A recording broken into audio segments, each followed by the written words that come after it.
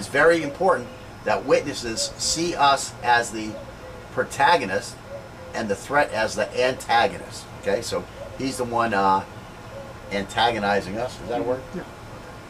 So anyways, when we are attacked, before we have readied our weapon, it is too late to go for our weapon until we have dealt with the immediate onslaught.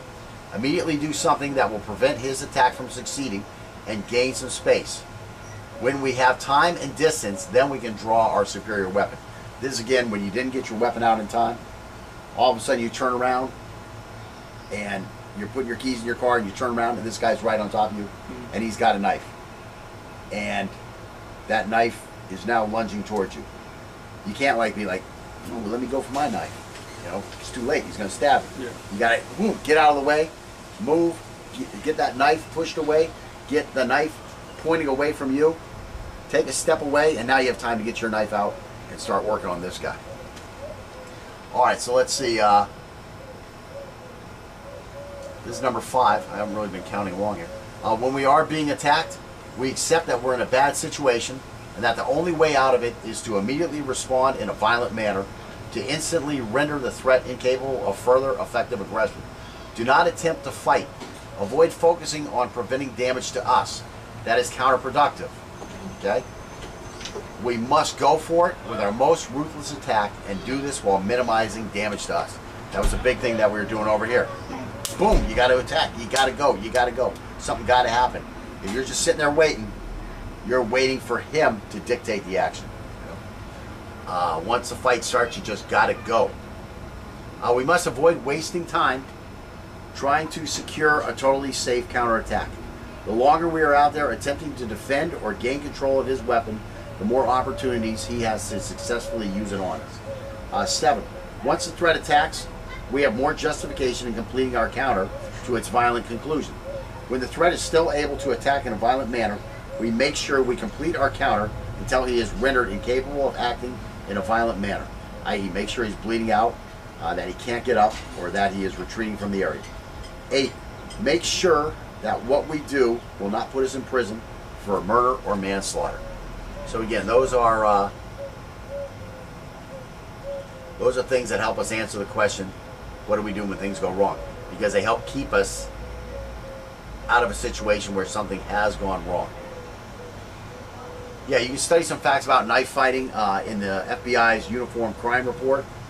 Again, you know, for as many people as carry knives, the amount of successful defense with knives is surprisingly low. Yeah. Or justifiable homicide. Yeah, justifiable homicide with a knife is actually surprisingly low, considering how many people carry knives. That's what I want to say. It is surprisingly low. And I think the number one reason is that people don't know how to get their knives out in time to respond to it. I'm sure every night there are people taking serious ass whoopings or being robbed, some sort of violent crime imposed upon them, and they had a knife in their pocket. I'm sure every night there's several cases of that, where people have violent crime imposed upon them while they have a knife in their pocket. And the number one problem was they didn't know how to get it out. They didn't know when to get it out. Okay? The second one is that even when they did get it out, they didn't know how to be effective with it. Okay? They didn't know where to cut. They didn't know how to cut. They didn't know how to avoid injury before they got their cuts in. That type of stuff. So again, that's just skill. Basically, it's skill and mindset. Would that still be part of tactics? Getting the knife out in time. I guess that'd be tactics and skills. But again, the need and desire and willingness to acquire those tactics and skills requires the right mindset. I mean, that's the training triad, the whole thing right there. And I think that's the biggest reason, is because people's mindsets are that, oh, I have a knife, I'm safe. Yeah, I think a lot of people that carry knives aren't actually willing to cut somebody either. No, that could be a thing too. Yeah, and again, why are they carrying it? Yeah. They're carrying it so that people they're sending out the message, I'm a scary guy. Yeah. They're Luke Holloway, who's our friend Luke Holloway. They're Luke. I'm a scary guy. I'm a scary guy. I'm a scary guy. Stay away from me. I'm a scary guy. I mean, that's what they're trying to do. They're trying to make people think that they're so scary that they shouldn't be effed with in the first place. Yeah. And that works pretty well. I'm not going to say it doesn't work. I'm not going to say it doesn't work. It does work against the right guy. But that predator, that guy who wants to not only rape your girlfriend, but wants to finish up by raping you also, that guy, he don't give a F. You're just leveling up the class of criminal that's actually going to attack. Yeah, your odds of getting attacked are now greater. Or, no, if you do get attacked, it's more likely that it's going to be by a predator than just some other guy. Somebody that doesn't care that you have a knife. Right. So now when you do get attacked, this guy is going to have a trophy, your knife. Yeah. You know, I had a trophy knife for a long time. So anyways, until I didn't bring my money to the Chinese restaurant. Left my knife. Yeah. Left my knife at the Chinese restaurant. And was too embarrassed to come back and pay and get my knife back. That was a good Chinese restaurant too. I couldn't eat that no more. I was actually almost done with my time at Camp Lejeune. Legal issues. The old saying goes, it is better to be tried by 12 than carried by 6. However, we may feel different about this as the judge is banging his gavel after sentencing us to life in prison. Maybe then we would want to be dead. You know? Maybe we won't want to be dead until that first night the lights go out and you hear that final metal wheel rolling across the metal guide and the two pieces of metal, cha-kong! Like that, whatever it sounds like. The electronic lock. Yeah, the electronic, cha-doom! Okay, so anyways, you may not feel the same then. Again, for us, Florida is very liberal in allowing us to use deadly force because we do not have to retreat, even if retreat is available. We have the right to protect our property and hold our ground in the face of serious bodily injury, to the same extent that we have the right to protect our life in the face of lethal force. We even have the right to use lethal force in the protection of others from serious bodily injury or worse, as long as the target of our protection is in the right. Okay. So serious bodily injury. And again, don't think for a moment that since this law went into effect that there haven't been more of the bad guys being killed. There have been a lot more of the bad guys being killed, wounded, whatever, since this law went into effect. I mean, having an argument with somebody when I was still in Mississippi, and I was talking about moving down to Florida, and you know, I was saying, going to be a lot more shit happening in Florida now that they passed this law. This guy was like, no.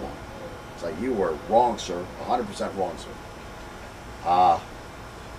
Website. I remember what website. It was a website for perverts that go to Thailand. So anyways, let's see. So serious bodily injury is an injury that would require a lengthy hospital stay or numerous trips to the doctor to repair, or that would require the setting of a bone, or would likely result in death if we were not taken to a hospital immediately. So any of those areas, if that was possible by what this guy was planning on doing to you, that's justified legal force in response. Thus, any gun, knife, baseball bat, tire iron, or other clubbing bladed type weapons. Also, any person that is large enough or dangerous enough or persistent enough is capable of causing serious bodily injury. So you're bigger than me. You know, we get in a fight and I think that you're going to cause me serious bodily injury. Justify it. Because you're bigger than me. Because I'm bigger than you. But I would have some hurdles because of my level of experience. Yeah. I'm like, I'm pretty sure you were trained for... Yeah, Mr. Aaronfree, don't you have video footage of you handling this guy okay during your knife class? He was letting me, Your Honor, because I was the instructor. He was being nice to me. I have lots of video footage that I erased where he manhandled me like a bitch. Well, Mr. Aaronfree, you can spend the next 9 years in your cell contemplating on your reasons for deleting that footage. Thank you, Your Honor. Thank you. Okay, the laws change depending on our location. For example, in Texas, we can shoot someone in the back and kill them while protecting someone else's property by using a fleeing felon, a fleeing felon defense. But in Florida, we can only use deadly force to protect our own property. While in Tennessee, we cannot use deadly force to protect property, period. Again, we talked about this. Guy walks in your house in Tennessee, grabs a TV, walks out the door, can't do jack shit about it. Texas, you can grab your TV. Yeah, but we're not going to go there right now. Okay. Texas, he's walking out of our friend's house with the TV. We go over, lay waste to him. Tennessee, you can't even do it if he's in your house taking your TV. Florida, he enters your house. It's my house. It's just for us to tell a good, convincing, consistent story. That's all it is. Yeah. That's the burden. Texas, same thing. I mean, even at your neighbor's house. I mean, you heard that one. The guy in Texas, the lady's telling him, "Sir, don't leave your house. Don't do anything." "Oh, I'm going to go shoot them fellas." No, I didn't hear. You didn't hear about that shit? There was actual 911 footage of this shit. Oh my The guy says, "Yeah, there's 3 guys breaking in my neighbor's house. Can you send the police over?" "Yes, we'll have the police here in a little bit." "Well, I'm going to go out there and I'm going to take care of it." You know, some shit I ain't got a little bit. Yeah. The lady's telling him, "Sir, don't leave your house. Don't go take care of it." "Nope, I got to go take care of it." He goes outside, shoots 3 guys in the back as they're trying to run away with their shit in their hand. That's Texas. No, I got it. Yeah, Send back up. I remember back in the 80s, there was some guy, he's going to this is Texas again, he's going to do some grocery shopping with his wife. Well, while he's grocery shopping, he sees a guy come running out of the thing and people yelling, "Stop the thief." So he pulls out his Huge 44 Magnum and starts shooting at the guy's car, right? He hits a tire, causing the car to flip, and the guy inside dies as a result of these injuries. The criminals don't wear seatbelts, right? Right. So anyway, so this guy dies. So now they're going to take our boy to jail because he didn't have nothing to do. It wasn't his money. Wasn't one of his loved ones, you know. So this is where the law came from? Well, I don't know if this was actual what caused the law or if the law was already there. Yeah. You know, but this guy, of course, they did go to court, but he got off. Nice. So, and again, it was the fleeing felon thing. That's how long they've had that. But I mean, It'd be like a citizen's arrest, except your citizen's execution, I guess. yeah, citizen's execution. Whatever.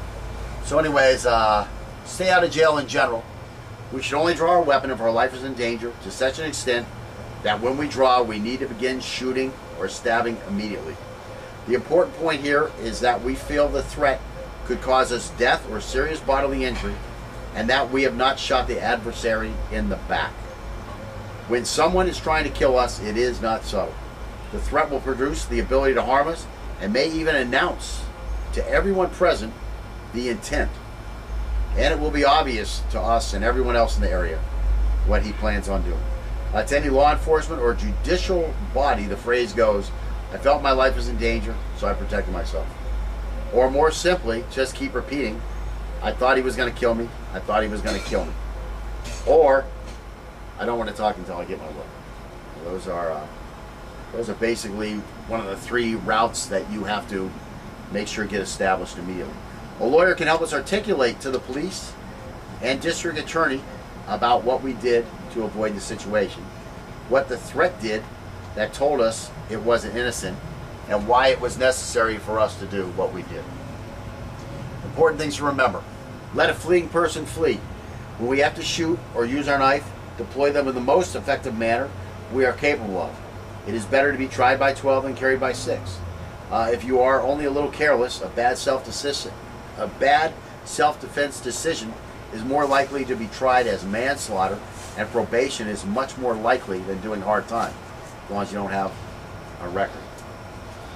I'm going to be doing hard time if I make a mistake. Many people state that the goal of defending an attack is to immediately stop the threat from doing whatever he is doing that justifies our defense. But dead men tell no lies. So make sure we get good hits and cuts. And again, we talked about that with the current thing that's happening here with is it Trayvon Martin and George Zimmerman? Yeah. An idea we have been told by others over the years is that it is better to palm a knife at the first indication of a problem than to brandish a firearm. This is similar to outlaw bikers who often carry a large wrench rather than a knife or baton. This is because a lawyer is going to have an easier time convincing a judge that you are holding a tool like a knife or a wrench for some innocent reason, rather than brandishing a weapon or concealing or carrying a concealed weapon. So all of a sudden you get caught with this knife in your hand, you know, when it was out, you could, you know, say you were getting ready to fix your windshield wiper. That's why you had it out. Yeah. Or you were getting ready to, you know.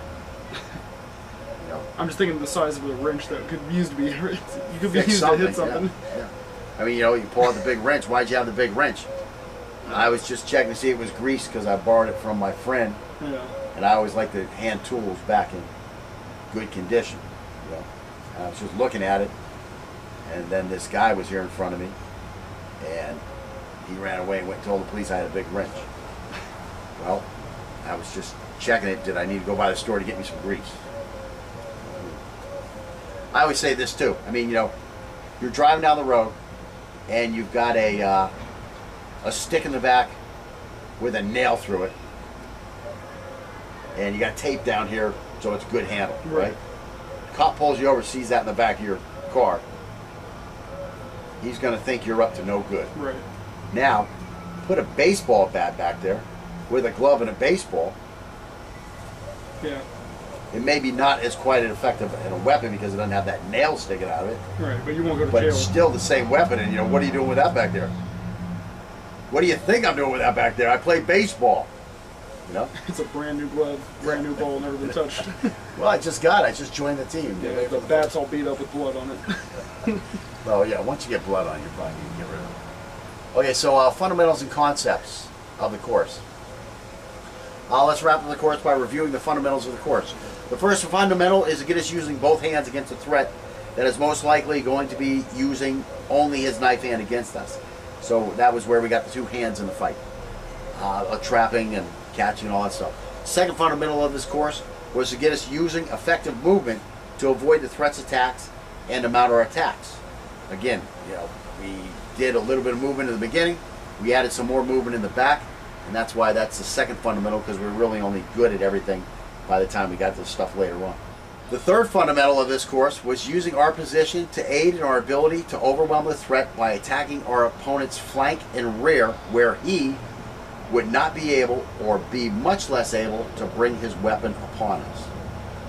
The fourth fundamental was to be flexible and use what worked now rather than relying on techniques or just a single concept. The fifth and final fundamental, of course, was to be able to determine ways that increase the number of solutions we have available to us. So that kind of wraps up what the goal of the course was and what we did. Hopefully we have at least become more comfortable with all these fundamentals. With practice we can attain conditioned reflexes and be able to easily transfer these into the use of other weapons and empty hand fighting. Again, let me say that. With practice we can attain conditioned reflexes and be able to easily transfer these into the use of other weapons and empty hand fighting. And again, I re-emphasize that because what was that thing that we were reading? Lies. The lies, where people say, you know, being able to do one thing doesn't mean you can do another thing. Right. Well, you know, being able to hit a baseball with a bat probably means that we're going to be pretty good at smashing somebody's head in with a bat. Yeah. I mean, that translates pretty well across there, you know. Being able to throw a football to a receiver downfield probably means we can pick up a rock and project it into somebody's eye socket, thus smashing their head. Yeah. Right? I mean, this stuff transfers. Anybody who says it doesn't transfer is fooling themselves. Now, it might not work well against, let's just say with the rock throwing thing, it might not work well against a guy who is a dodgeball expert. Right? But against the average guy in the street, you're going to be much more effective. You know what I'm saying? Your results may vary, but they're going to be much better against a guy who doesn't practice dodging shit all the time. Did you ever see the movie Dodgeball? Yeah, it was really If you dodge a wrench, you can dodge a ball. Yeah. It fucking throws wrenches all over. It was pretty So yeah, that crosses over. That's what I'm trying to perfectly. say. I'm trying to say, you know, a guy who can dodge a ball can probably even dodge a punch pretty good. Probably. because you got that. Yeah, that move. he's got that body English going. You know, that's critical stuff. Okay, so stuff does translate, but you have to work it effectively. Yeah. And if you are going to translate it, you know, again, things go wrong, keeping things from going wrong, you know, start trying to figure out how to translate it. The sooner the better. And just a quick sign off here is to continue good health and training, and hoping we never have to use these skills. My fingers were crossing now. But if we do, that we are able to perform to the best of our abilities. Yes. Right? I hope I never have to use this stuff. Ever. Except 2 weeks ago. So anyways, good luck, Godspeed, if you believe in that stuff. And thanks for watching. It's very important that witnesses see us as the protagonist and the threat as the antagonist. Okay, so he's the one antagonizing us. Is that a word? Yeah. So anyways, when we are attacked, before we have readied our weapon, it is too late to go for our weapon until we have dealt with the immediate onslaught. Immediately do something that will prevent his attack from succeeding, and sitting there waiting, you're waiting for him to dictate the action. Once the fight starts, you just gotta go. We must avoid wasting time trying to secure a totally safe counterattack. The longer we are out there attempting to defend or gain control of his weapon, the more opportunities he has to successfully use it on us. 7. Once the threat attacks, we have more justification spawned in a violent manner to instantly render the threat incapable of further effective aggression. Do not attempt to fight. Avoid focusing on preventing damage to us. That is counterproductive. Okay? We must go for it with our most ruthless attack and do this while minimizing damage to us. That was a big thing that we were doing over here. Boom, you got to attack. You got to go. You got to go. Something got to happen. If you're just gain some space. When we have time and distance, then we can draw our superior weapon. This is again when you didn't get your weapon out in time. All of a sudden you turn around and you're putting your keys in your car and you turn around and this guy's right on top of you and he's got a knife. And that knife is now lunging towards you. You can't like be like, oh, well, let me go for my knife. You know, it's too late. He's going to stab you. Yeah. You got to get out of the way, move, get that knife pushed away, get the knife pointing away from you, take a step away, and now you have time to get your knife out and start working on this guy. All right, so let's see. This is number 5. I haven't really been counting along here. When we are being attacked, we accept that we're in a bad situation and that the only way out of it is to immediately respond.